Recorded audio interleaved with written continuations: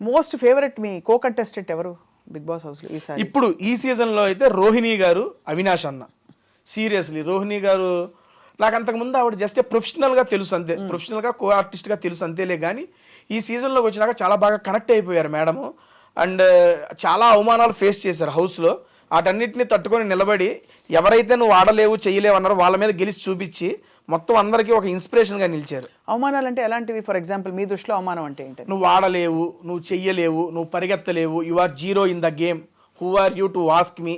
నువ్వు పోయినసారి వెళ్ళి నువ్వు టీవీలో సీజన్లో వెళ్ళి సీజన్లో కూడా నువ్వు కనపడం కూడా కనపడలేదు, నువ్వేం చేసావో అర్థమవుతుందని చెప్పి అన్ని మాటలు అన్నారు ఆవిడ్ని.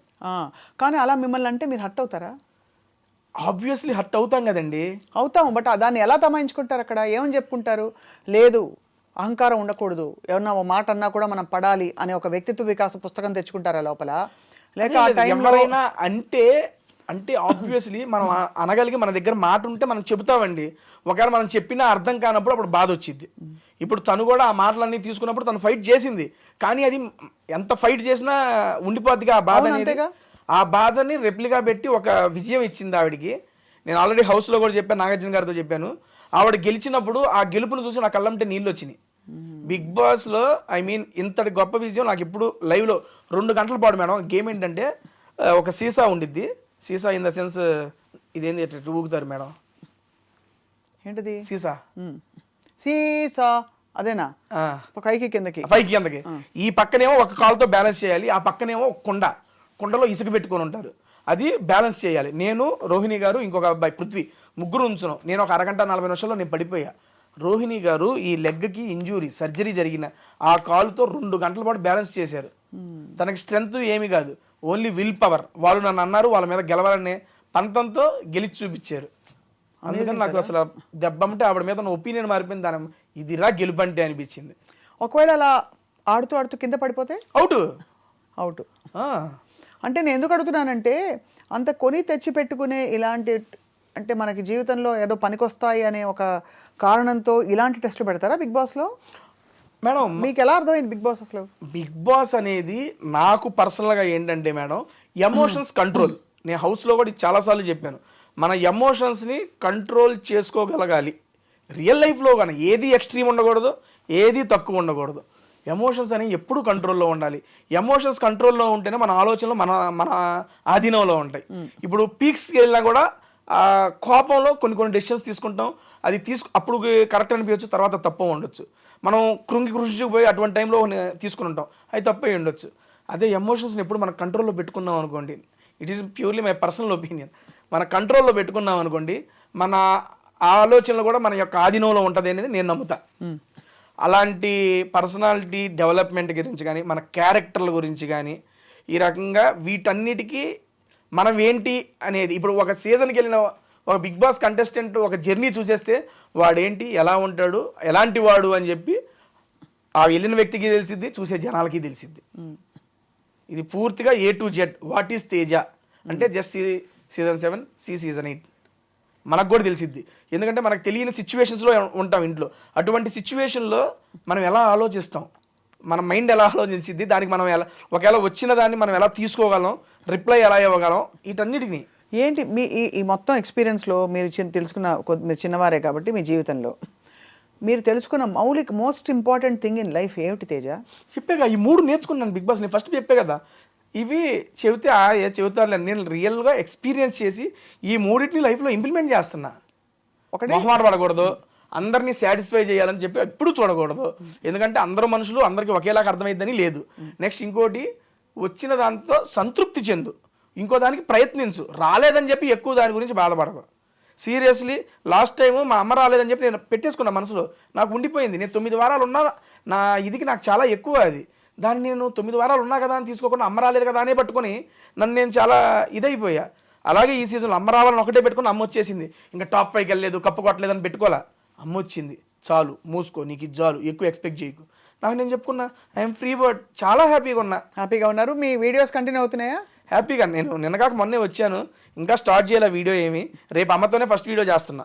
అబ్బా, ఎక్కడ తీసుకెళ్తున్నారు అమ్మని? అమ్మతోనే ఫుడ్ వీడియో, ఒక రెస్టారెంట్ అనుకున్నాను, వెళ్ళి అక్కడ ఫుడ్ వీడియో చేసి నేనేం చెప్పను. నా బిగ్ బాస్ జర్నీ మీద ఇప్పుడు మీరు ఎలాగైతే అడుగుతున్నారు, అమ్మ నువ్వు చూసావు కదా నీకేమనిపించింది, మా అమ్మ క్వశ్చన్లు అడుగుతా ఉంటుంది, నేను ఆన్సర్లు చెబుతా ఉంటా.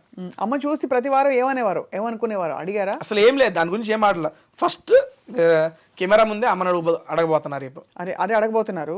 అమ్మ కలిపి నోట్లో పెట్టారా ముద్ద? పెట్టారుగా. ఏం పెట్టారు? పప్పు ఆవకాయ, ముద్దపప్పు ఆవకాయ నెయ్యి వేసి మంచిగా కలిపి ఇక రాగానే హ్యాపీగా పెట్టేశారు. అవన్నీ బాగా మిస్ అయి ఉంటారు మీరు తేజ అక్కడ. ఇంట్లోకి వచ్చేటప్పుడు, మొన్న అమ్మ ఇంట్లోకి వచ్చేటప్పుడు చికెన్ కర్రీ అను ఆలు చేసుకొచ్చింది. నాకు ఆలు ఫేవరెట్. అండ్ మా అమ్మ చికెన్ నెక్స్ట్ లెవెల్ చేసిద్ది.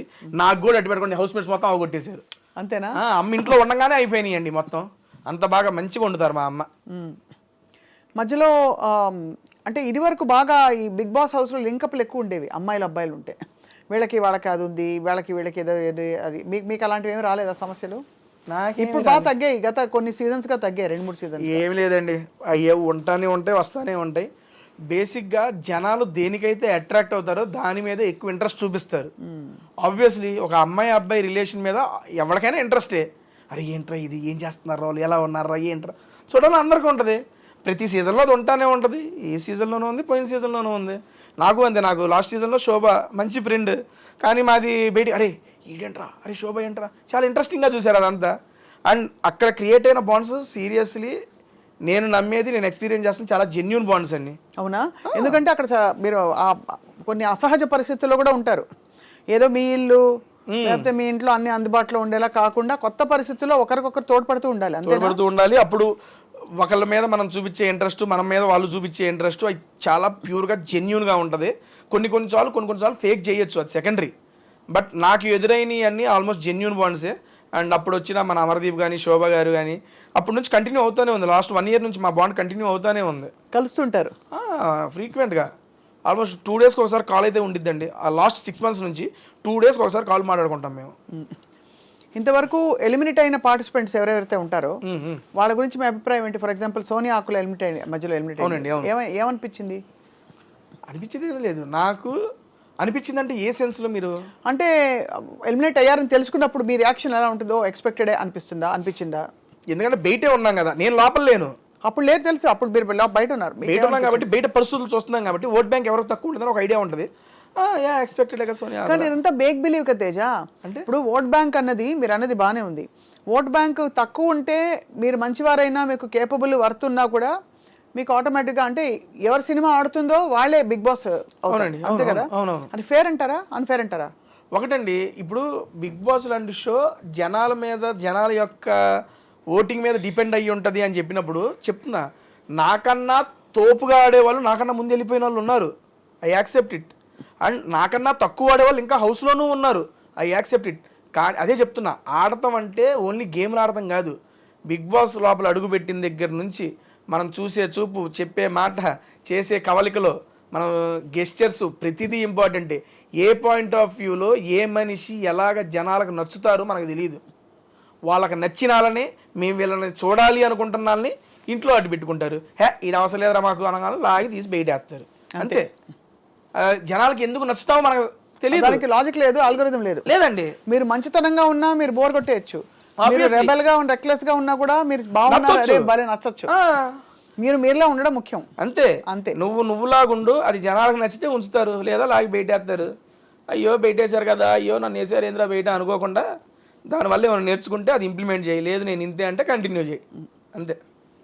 తేజ, మొత్తం ఈ వ్యవహారంలో as your going through the whole thing, ఇంటిని మిస్ అయ్యి, మొబైల్ ఫోన్ ని మిస్ అయ్యి, ఫ్రెండ్స్ ని మిస్ అయిన సందర్భాలు వయసు వచ్చింది, ఫోన్లు మిస్లింగ్ ఏం ఉండవు మేడం. అంతేనా? హ్యాపీగా ఎంజాయ్ చేశా నేను. ఈ సీజన్ 8 కన్నా సీజన్ 7 దారుణంగా ఎంజాయ్ చేశా. ఎందుకంటే ఫస్ట్ టైం ఎంట్రీ కదా లోపలికి. ఇల్లు వాళ్ళందరూ కొత్త. ఎలా ఉంటుంది లోపల ఇల్లు? బ్రహ్మాండంగా ఉండదు అన్ని. సో నేను ఎప్పుడు టీవీలో చూస్తాం కదా, ఎందుకంటే నాలాంటి వాడికి బిగ్ బాస్ అవకాశం రావడం అనేది నేను ఒక అదృష్టంగా భావిస్తాను. అది నేనేంటండి యూట్యూబ్లో వీడియోలు చేసుకునేవాడిని, సాయంత్రం వెళ్ళి జాబ్ చేసుకుని రాత్రి వీడియోలు చేసుకుని చూసుకునేవాడిని. అరే యూట్యూబర్ గాడివి, నీకు కూడా బిగ్ బాస్ ఛాన్స్ వచ్చిందే అని నేనే 2-3 సార్లు గిల్లుకున్నా ఫస్ట్ టైం వచ్చినప్పుడు.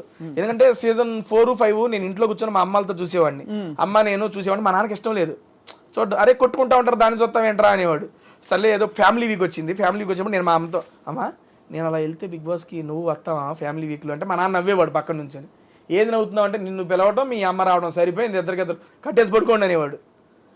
సరదాగా సాగిపోయింది. అటువంటిది 4 years తిరిగేపాటికి 3 years అయ్యేపాటికి నిజంగా నేను బిగ్ బాస్ హౌస్ లో ఉన్నా. అదే కదా.